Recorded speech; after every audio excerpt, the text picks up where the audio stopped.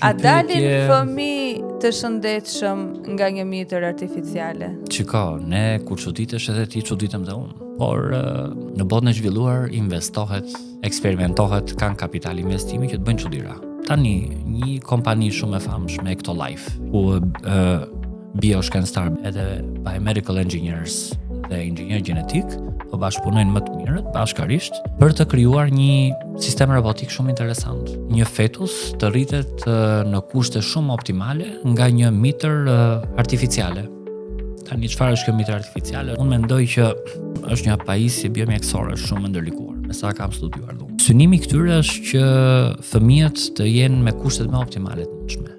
Që do të thotë pikërisht pra edhe sa kam parë si projekt ofron kushtet optimale të ushqyerjes së fëmijës, me anë të kanalit umbilikal, të oksigjenimit, kanë të inkorporuar pajisje të tjera adicionale ose sekondare që monitorojnë vlerat jetike dhe parametrat e fëmisë, si ritmi kardiak.